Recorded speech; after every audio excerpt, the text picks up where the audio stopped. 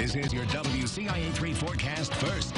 9 a.m. here on our Black Friday, and turning our attention to a little bit of some clouds that have built into the area, but partly cloudy start. High pressure is developing, so we will be seeing quite a bit of sunshine out there peeking through those clouds we are seeing right now. Now, the good news is the winds pretty calm here. I have zoomed in to the American flag to show that the winds are on the calmer side. So even though we do have the bitterly cool temperatures, at least we don't have the wind gusts making it feel all that much cooler. But what's it looking like for the rest of our Black Friday? Of course, some people are going out catching those deals. I'll break it all down for you coming up. WCIA3 News starts right now. Alrighty, well, thank you so much for joining us here at 9. I'm Matthew White. Karina Rubio is off for today, but as Amelia said, we hope you had a great Thanksgiving and especially time with your friends and family. As always, we have a lot in store for you in the next hour of the morning show, but first, we're going to take a look at your eye-opener. Well, a fire in one city broke out during Thanksgiving, and we're going to tell you what the local fire department had to say. Plus, what's the most hated Thanksgiving dish you at home can think of? That's all coming up on our trending topics of the day. And holiday events are back after a year off from COVID, and we're going to take you at home to the festivities. All that and more in store for you on the morning show, which starts right now. You're watching your local news leader. This is The Morning Show on WCIA3 News. Well, a lot of people were at their houses enjoying the Thanksgiving holiday, but there was one home that erupted in flames. This home caught fire yesterday evening, and it happened on 130 East State Route 9 just outside of Gibson City. A viewer sent in this video to us on your screen, and as you see, smoke is coming from the house. The Gibson City Fire Department said that it looks like a chimney fire, and they also said that the fire was in the wall. The fire department was still on scene around 9 last night, and thankfully no one was hurt. But it was a deadly beginning to the holiday in Peoria, and that's because the area saw its 33rd homicide of the year. Peoria police got a shot spotter alert of 5 shots fired on East Thrush Avenue, which is just a block east of Knoxville Avenue. This all happened after 11 a.m. on Thursday. When officers arrived, they were told that the 18-year-old victim was transported to OSF St. Francis Medical Center, and that's where he died a short time later. Police haven't identified a suspect yet, but the chief is still asking for the public's help. It's Thanksgiving. It's unfortunate that a day like this, we need to be out here for a crime such as this. We'll be out. We'll continue to knock on doors. We'll continue to follow up any leads. And if you know something, please say something. Information about the victim and cause of death will be released by the Peoria County Coroner, but if you have any information or know anyone that does, please contact the Peoria Police Department or Crime Stoppers anonymously. Well, also in Peoria, their police department is sharing new security details about the city's upcoming holiday events. Spectators can expect to see more police barriers and city vehicles, and they'll be blocking the routes during their holiday celebrations, which will also be going on later today. So the changes stem from the deadly crash during a Christmas parade in Waukesha, Wisconsin. The Santa Claus parade route has also changed, and now it will begin at Monroe and Bryan to Main Street. Then it will make a left on Main to Adams Street, then a left again on Adams Street, and it ends at Hamilton. The parade route will not include Jefferson or Liberty Streets. But on the topic of parades, a big parade closer to our area made its big return this year. Chicago's Thanksgiving parade was back after the pandemic put it on hiatus last year. The parade, as you see, featured dance acts, marching bands, and floats, and even an appearance by Santa Claus himself. Thousands of people attended the 87 parade, which takes an entire year to plan. Well, not everyone spent their holiday Thanksgiving eating food. The Edison Park Turkey Trot took place on Chicago's north side. It is a 5K run and walk to benefit various charities every year on Thanksgiving morning. And organizers say over 6,000 runners took part this year alone. Well, across the country yesterday, many families came together, obviously, to celebrate Thanksgiving for the first time in 2 years. But experts still warn that COVID-19 is still a concern and that coming together may cause a rise in cases. So Michael George has more on that. Friends and families across the country are sitting down to feast this Thanksgiving Day, but there's concern getting together for the holiday could have more consequences than a few extra pounds. A new CDC forecast predicts COVID hospitalizations and deaths will be on the rise over the next few weeks. Even a small surge in COVID right now is going to put our hospitals absolutely over the edge. COVID cases are already on the rise in 24 states, and hospitalizations are up in 22. We know there are already surges across the Northeast and the North. And as an ER doc, I can tell you our hospitals are already overwhelmed. While hospitals are dealing with the crush of COVID cases from the Delta variant, health experts worry that until more people are vaccinated, new mutations have a chance to form. This Delta variant spreads so easily, it is crowding out any other mutations right now, but there's certainly the chance for something worse. And our best protection against that is vaccinating not just the U.S., but also the rest of the globe. The World Health Organization is meeting today to discuss a new variant. The B.1.1.529 variant has been found in South Africa, Botswana, and Hong Kong. Doctors say the variant carries mutations which may make it capable of avoiding immune responses. But they add it's too early to know exactly how transmissible the variant may be. Michael George, CBS News, New York.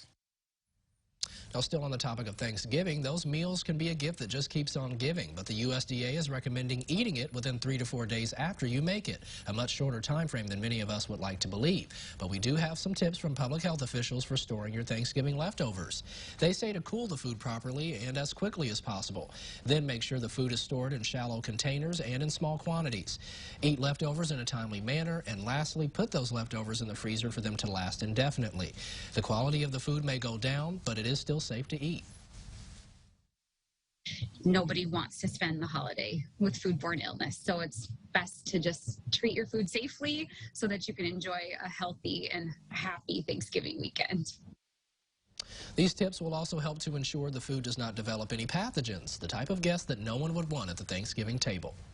And now that you're up to speed on the news, we're going to check in with Amelia for the forecast. And Amelia, for those people who are out braving those cold temperatures to shop, they might want to bundle up today. Absolutely. We've been talking about it all morning long here. It's cool outside, to say the least. Absolutely bitter out there. All right, let's take a look at our Neal Street camera here, where today, of course, it's Black Friday. It's a big travel day for those of you maybe heading home from the holiday festivities. Not a whole lot of traffic out there right now, but it is going to be picking up. So be mindful on the roadways and do check your tire pressure with the temperatures on the lower end right now.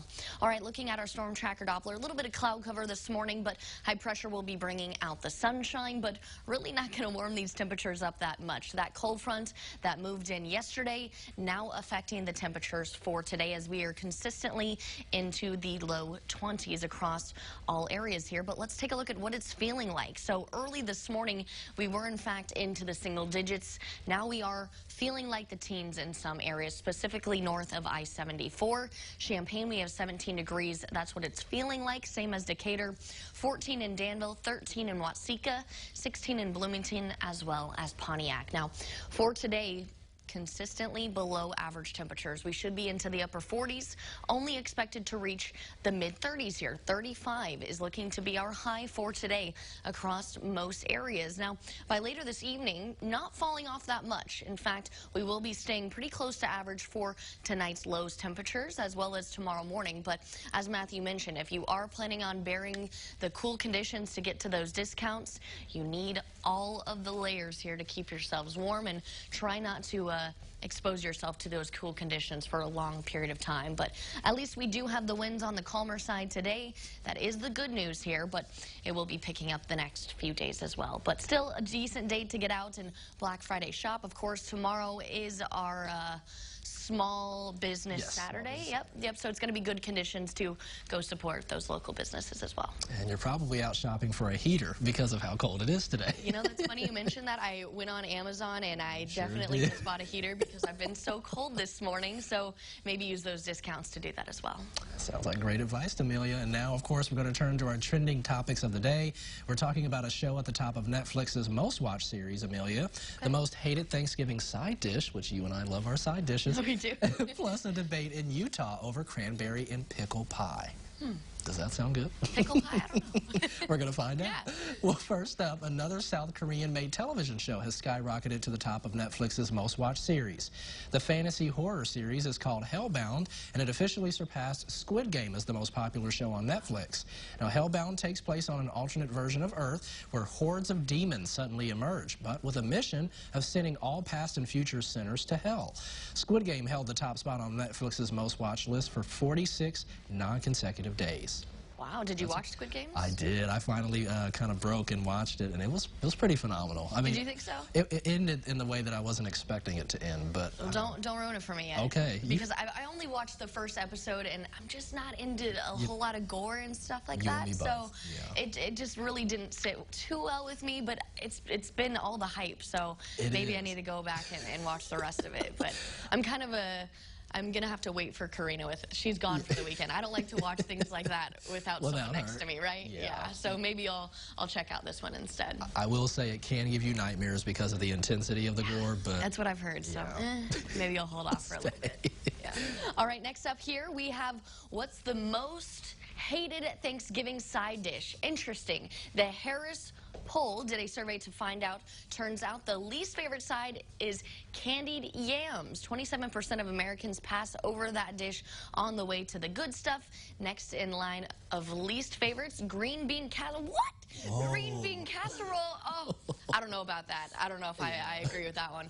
Followed by cranberry sauce and sweet potato casserole. Wow, they're just listing my favorites there. And 1 out of 8 people skip the stuffing and salad. Only 1 of 12 dislike the mashed potatoes, and 1 out of 14 can do without the dinner rolls. Interesting. I'm really disappointed that they called out my green bean beans. casserole. We were just talking about it too, how great your mom makes it. It's the best, you know, and I'm so thankful for my mother. She packed up all of the side leftovers. I said, you can leave the turkey. I don't need that. I usually just go after the side. So green bean casserole, I'm upset that that's not one of my favorites. That's okay if you don't like it. Send it my way. It was I'll more eat for it. you. It's more for me. That's fine. Oh my gosh. Okay, so what's your favorite dessert? Okay, so we did talk about this. Yeah. I didn't have any pumpkin pie yesterday because I was just too full from all of the sides and turkey and whatnot. But of course, you know, pumpkin pie, that's always a fan favorite, right? Yeah. Can't go wrong with that. We have some in the other studio there, so we've been picking at that this morning. Well, we got to get our Cool Whip first. Oh, that's right. Yes. Whipped cream always helps. It does help. And in our final trend, as we're talking about food, a debate is raging in Utah over whether the state should claim ownership of something called a cranberry and pickle pie. I don't know about this. A Salt Lake TV station tweeted this picture on your screen of the quote delicacy, saying apparently it's a Utah thing. But reactions are pouring in from longtime Utah residents saying it is definitely not what makes Utah special. Some of the things that are admittedly Utah things that may strike you as just odd are something called funeral potatoes, Amelia, Jell-O salad with carrots, plus a dish you think only Elvis could love, bananas, ham, and cheese sauce.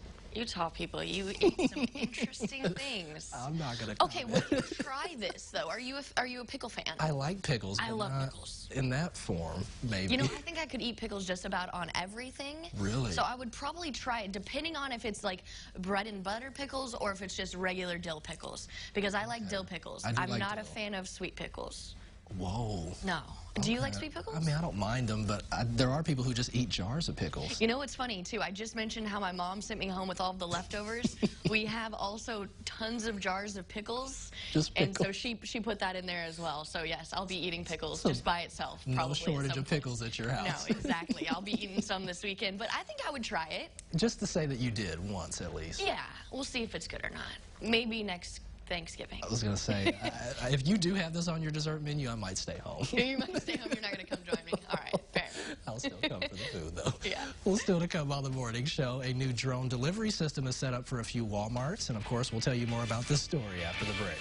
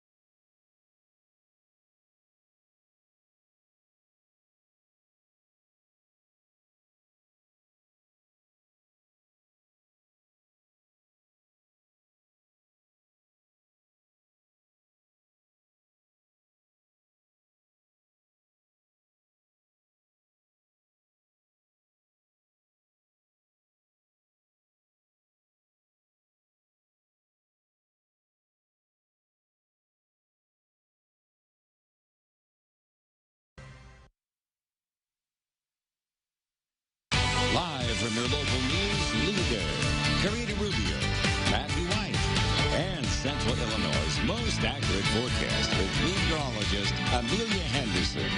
You're watching The Morning Show on WCIA 3. Well, welcome back to The Morning Show. A pretty cool story for you this morning. Shoppers who live in Arkansas can now get items dropped off by drone. Those within a 50-mile radius of Walmart headquarters. And that's because the retail giant is teaming up with the drone delivery company Zipline. They're planning to parachute packages of goods to shoppers. So CBS's Errol Barnett got an exclusive look. While the supply chain backlog continues to choke ports and trucking routes, many companies are now looking to the skies for solutions. It's unbelievably exciting. We've been working towards this day for many, many years. Liam O'Connor is Zipline's chief operating officer. We have done over 220,000 commercial deliveries in overseas markets. For us, the promise of ultra-fast delivery is really to give access to all kinds of communities, to all kinds of products. Once a customer places an order via the Zipline Walmart app, items are packaged inside this specially designed box with a parachute. So the first step we're doing is scanning the package. So by now, someone's ordered something, it's been packaged up, and now it's in your hands. That's correct. Flight operations lead Evan Britton showed us how it's launched. Next, we'll install the parachute and load the package into the payload bay. Latches in. And the next step will be to install the battery. It's inspection complete. Zipline 963. Roger. Launching Zipline 963 in 3, 2, 1. For now, these zips, as they're called, are able to drop payloads within a 50-mile radius of Pea Ridge, Arkansas. But Walmart and Zipline hope to one day expand the service nationwide. If our customers enjoy the service, we'll scale it. So in future holidays, this is probably going to play a really big part in getting things in a hurry. Tom Ward runs Walmart's last-mile delivery operations. Customers expect us to save them money. They need us to save them time. And when it comes to saving time, what better way to do it than via drone? Zipline is part of a growing list of companies looking to make commercial drone delivery more accessible. Each zip returns to home base and hooks itself to this suspension cable, Normal recovery, Zipline 963. where it awaits its next mission. Well, back on the ground, the Macy's Thanksgiving Day Parade was back in full swing this year, and it comes after being scaled back last year. As you see, marching bands filled the streets with music and balloons flew high once again. Thousands lined the parade route to take part in the 95th annual tradition, and parade goers did not have to be vaccinated to attend, but face coverings were recommended. Dr. Barton Cohen and his wife Cheryl, a nurse, took part in the festivities, and they say it was a welcome change. We're both healthcare professionals. We've been in the trenches. We saw what it was like. So to see the smiles and the happiness and the excitement and the energy is just heartwarming. There was a vaccine requirement for parade participants this year, and the New York City Police Department ramped up their security as well, including thousands of officers patrolling on foot. Now be sure to stay close to your TVs. Amelia will have your forecast next, so we hope to see you after the break.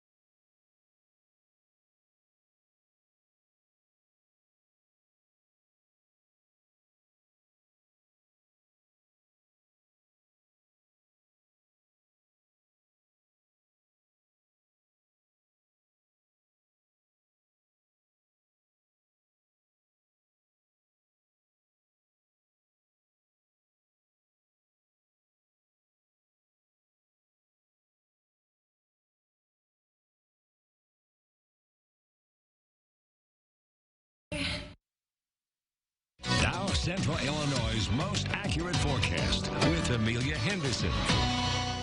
We are starting off this morning here looking outdoors here. Of course, it is Black Friday, a big travel day, especially for those of you maybe heading home from the holiday festivities. Looking outside here, the traffic has started to pick up a little bit, but we're thinking by this afternoon, the roadways will be packed a little bit with those cars out and about. So keep that in mind if you do plan on traveling, as well as checking your tire pressure. It's rather cool out there, so do keep that in mind as well. But we are seeing partly cloudy skies early this morning. That is looking to clear out here in the next few hours. The majority of our afternoon, high pressure will be developing, bringing out lots of sunshine here, but not going to help warm these temperatures up. We've been talking about it all morning long here. It is absolutely bitterly cold out there, almost dangerously cold. In fact, we are into the 20s, but let's take a look at what it's actually feeling like. So with the wind chill here, even though the winds are on the calmer side, it's still affecting what it's feeling like. So right now in Watseka, 13 degrees is what it feels like,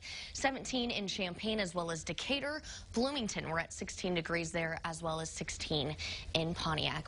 All right, let's take a look at the temperatures as far as high temperatures today, where we should be into the upper 40s. Take a look at this. We are only going to be reaching the mid to upper 30s across central Illinois. So need lots of layers if you plan on getting out and maybe taking advantage of some of those discounts. But if you are expecting to bear some of the lines, it at least will be on the calmer side with the winds here. It's coming from the north to northwest, only around 5 to 10 mile per hour gusts. The western counties, though, pretty calm overall, and that'll continue to be the case. But let's take a look at what our planner is looking like for the rest of our Black Friday. So we are into the 20s right now, just showed that off.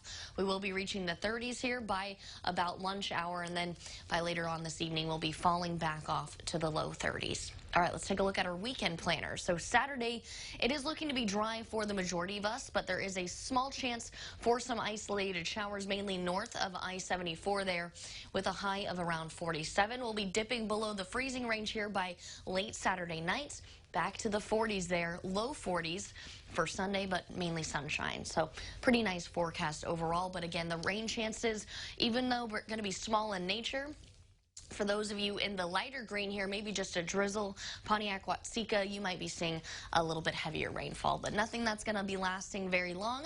High pressure will then set into the area by Saturday evening. It'll clear out Sunday, Monday, Tuesday, and really the majority of this next week, we're looking to stay dry. So lots of sunshine is in the forecast with a little bit of a warm-up after the weekend. So we do go to the 40s here, exactly average by Saturday, dropping a few degrees Sunday, and then here comes this warm up. This next week, we've got the sunshine, temperatures into the 50s, really not looking too bad there.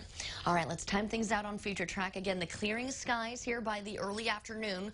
It won't last long, though. We are expecting those clouds to be building back into the area here, followed by a few isolated showers again for our Saturday. Here's that line of those showers right along I-74 into the north. That escapes the area, and then we have the sunshine. Now stick around. We'll have your 7-day forecast, plus, of course, another check of news right after this quick break.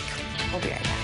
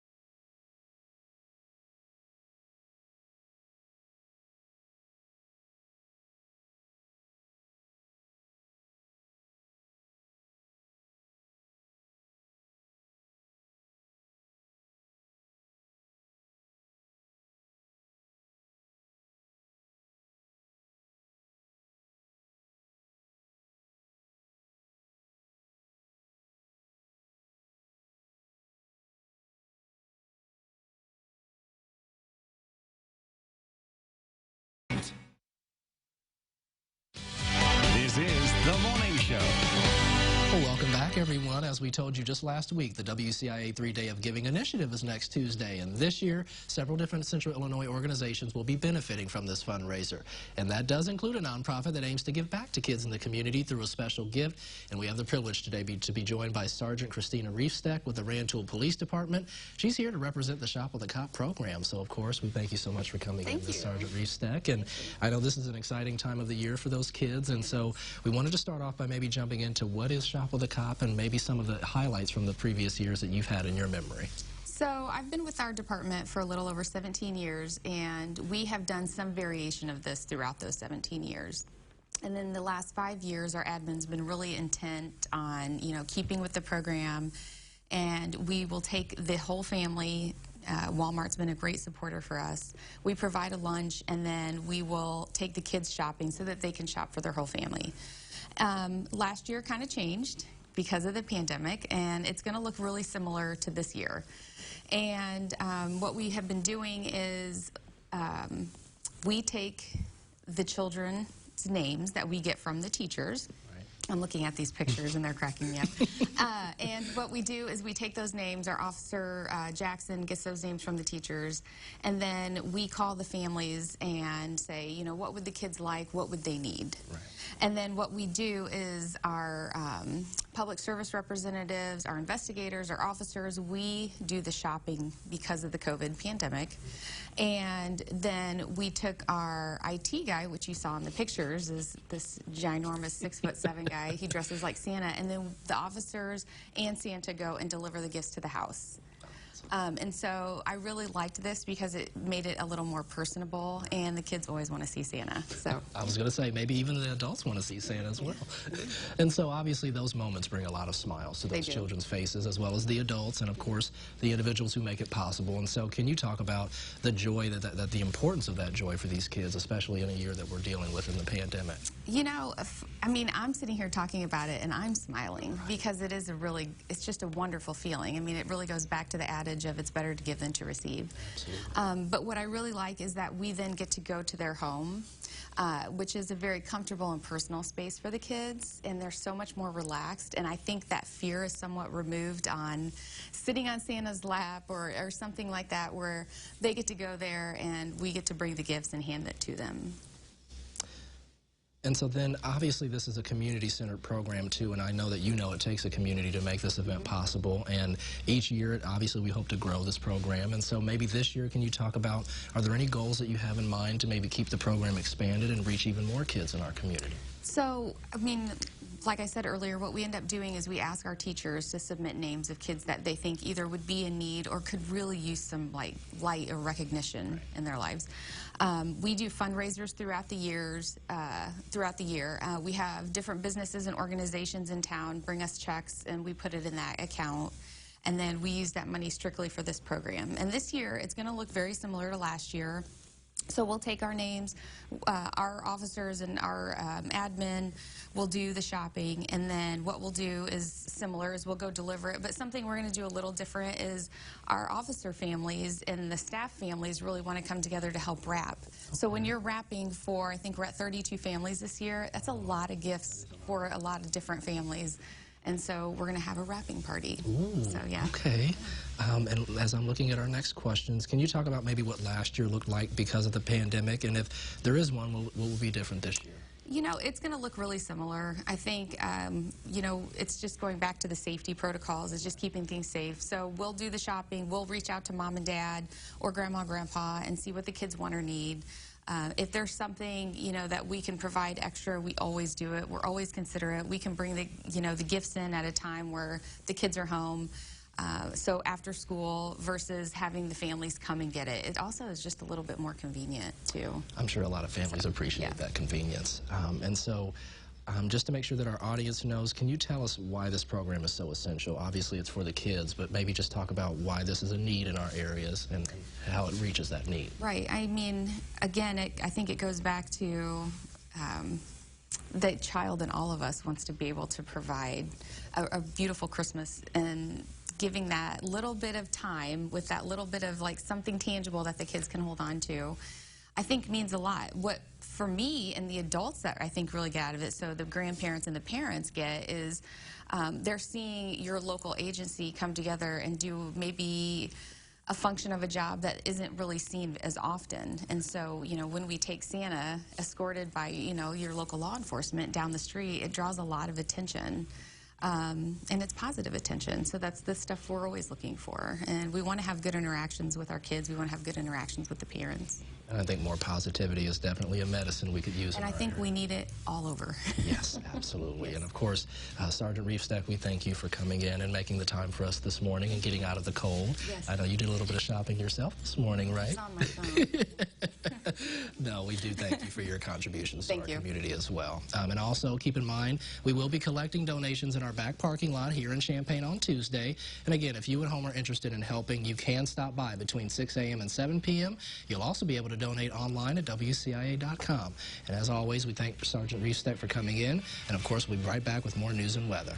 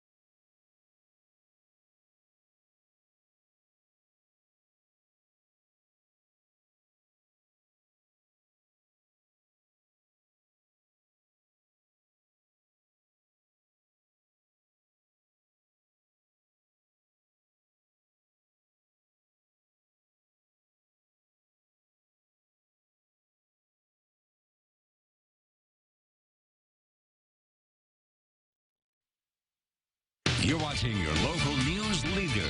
This is The Morning Show on WCIA 3 News. Welcome back to The Morning Show. Two of the nation's largest farm cooperatives are collaborating, hoping to speed up the introduction for new technology to farmers.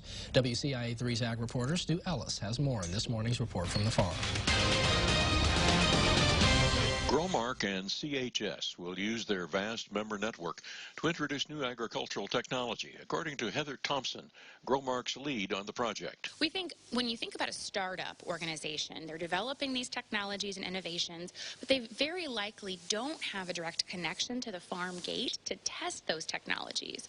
Because of our vast member network and the farmers who do business with us, I mean, we serve over 200,000 farmers across millions of acres.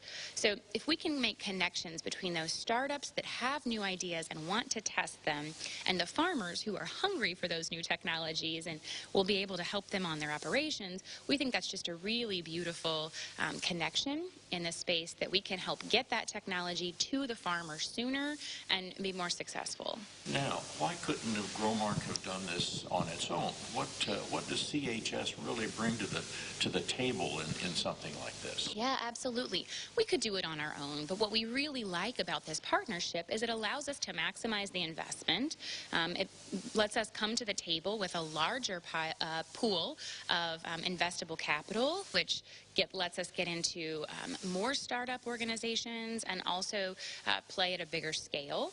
And further, the nice thing about the partnership with CHS is that the geographies don't have a lot of overlap, and so we actually are covering a wider geography, which gives us more diverse opportunities for that testing and potential commercialization. So it's a really nice strategic fit.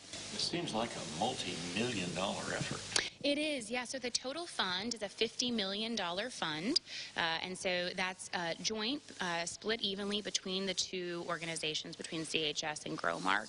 And that $50 million will be invested over, it's a 10-year fund. We expect to make the majority of those investments in the first 4 years of the fund, and then have some opportunity for follow-on investments, and then priority management and monitoring towards the tail end of that 10-year period.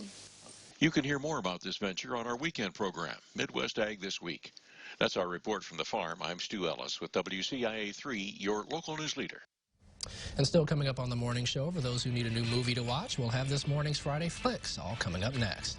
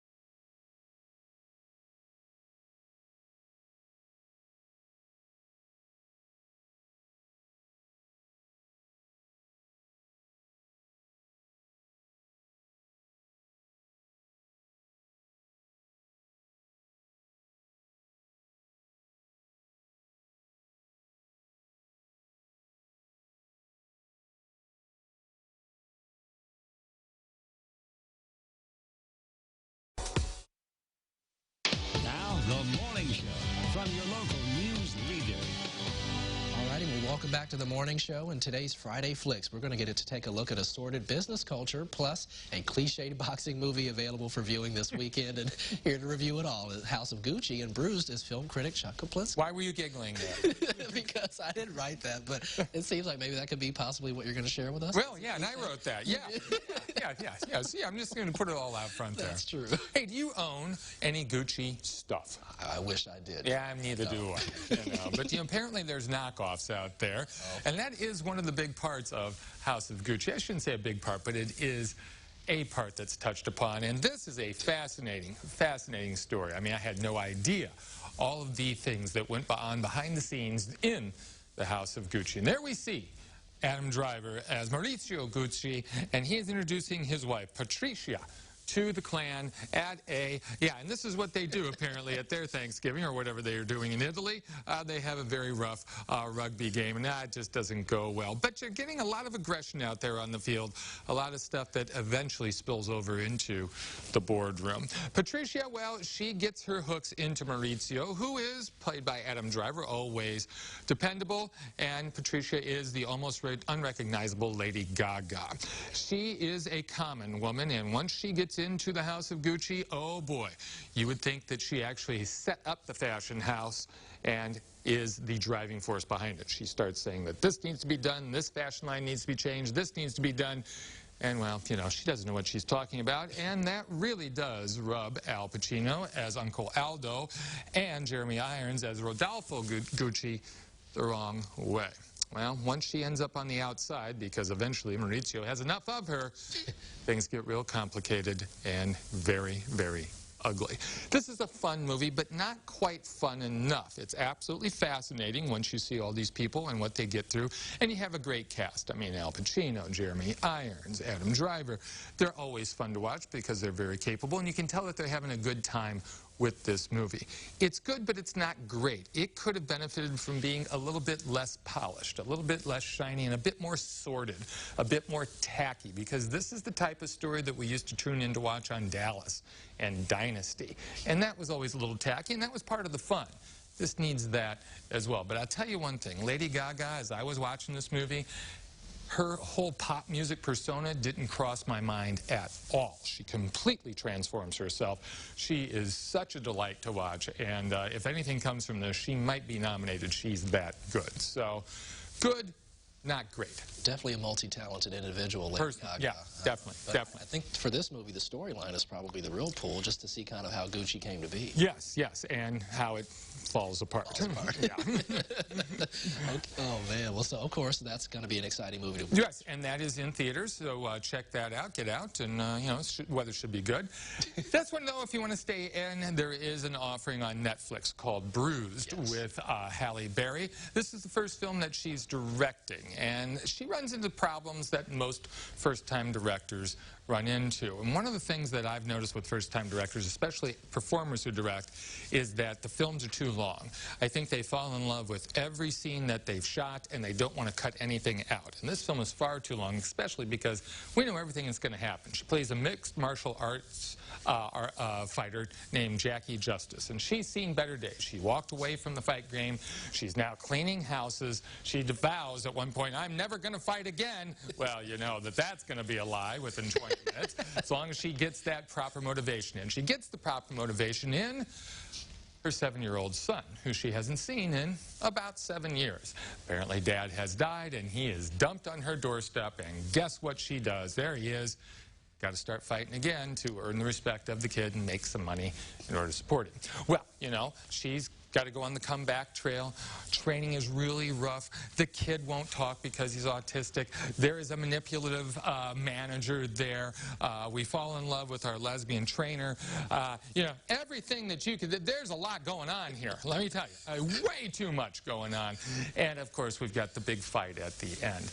This is a movie that runs about 2:12, and it feels about twice as long.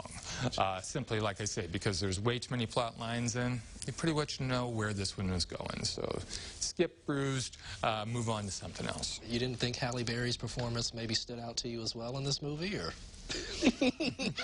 Oh, God. And then they're at the drive-in this weekend. Halle Berry, let me tell you something about Halle Berry. She's a very talented woman when she has a good director. directing her. Behind her. On her own or other, you know, you can see that. Hey, get out to the Harvest Drive-In, Harvest Moon Drive-In in Gibson City. They're doing again this weekend what they did last weekend. Santa's going to be there. They're going to have hot chocolate, weird popcorn, all sorts of stuff, and 2 holiday movies. They're going to show Elf and the Polar Express. So those are 2 good ones. 2 good ones, yes. And if you haven't seen that on a Polar Express on the big screen at the drive-in, I haven't, but it sounds like a very enticing thing. And I think the weather's going to be okay. Amelia, is the weather going to be okay? Well, let me tell you. I'll tell you. Okay, she's going to tell us here in a minute. But it's a fun holiday thing to do weekend before we get into the holiday season. Absolutely, especially with the kids, John. You bet. All righty, well, we do thank you for coming in. Of course.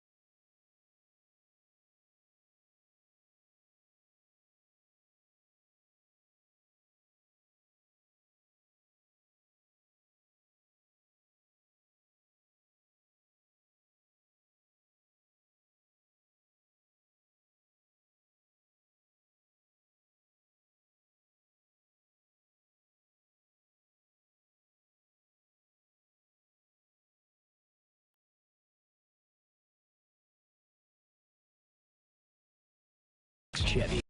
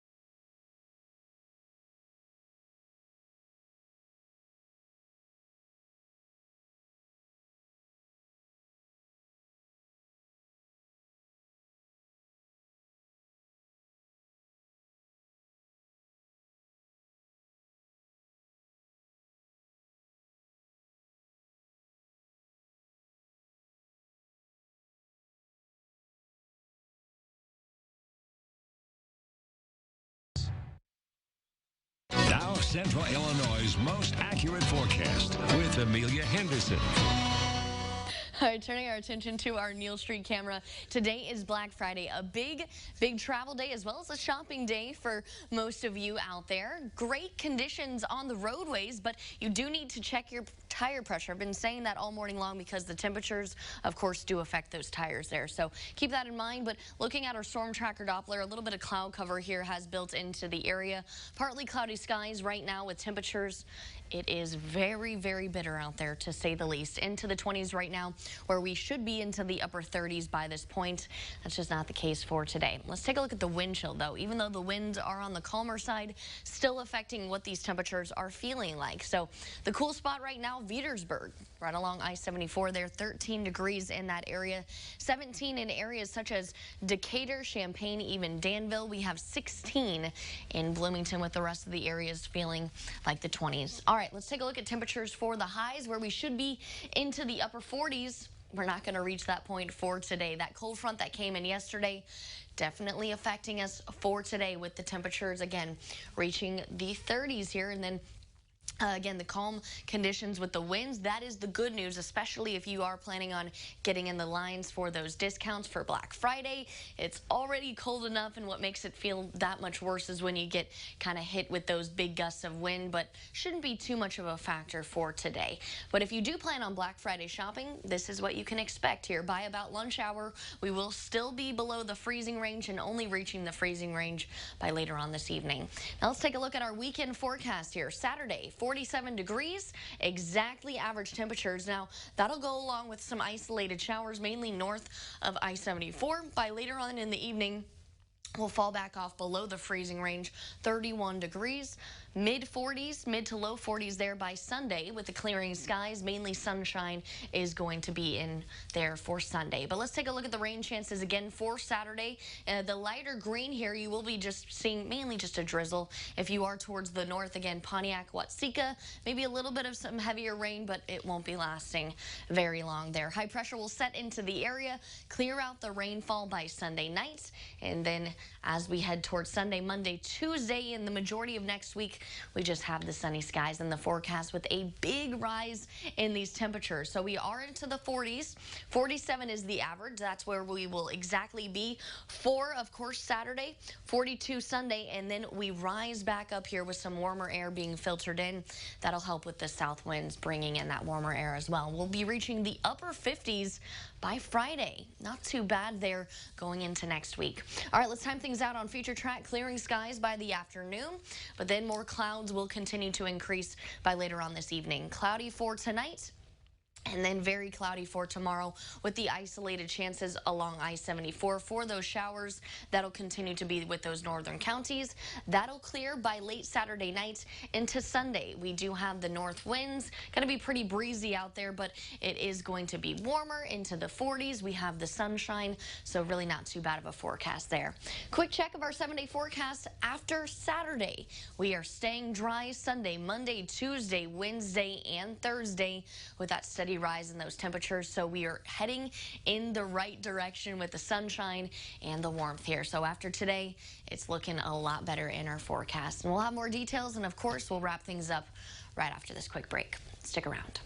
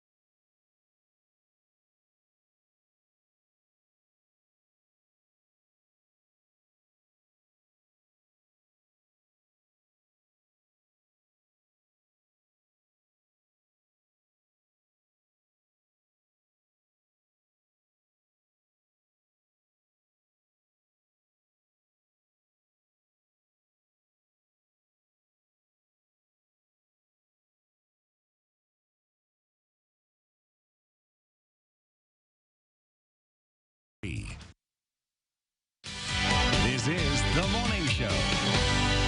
Well, welcome back, everyone. A Champaign business is giving food to people who may need some extra help. Arrowhead Bowling Alley here in Champaign held a Thanksgiving meal. It was for people who came in to bowl on Thursday, and there they had everything from turkey to pumpkin pie. Co-owner David Bolt says that they just wanted to provide a place to get a warm meal. We just want to make sure that people have a place to go to eat. If they don't have a place, or they're away from home, or homeless, or whatever, we want to make sure everybody gets food on Thanksgiving. Most of the food they gave was prepared at home, but the event lasted until they closed at 11 last night. Well, the pandemic has kept many people from shopping local, but small business owners are hoping to change that. Small Business Saturday is this weekend, and business owners are hoping people will shop locally this holiday season. The Small Business Administration holds events all across the state, hoping to encourage shoppers to check out their businesses, and now they're reminding people the money that they spend helps improve the local economy.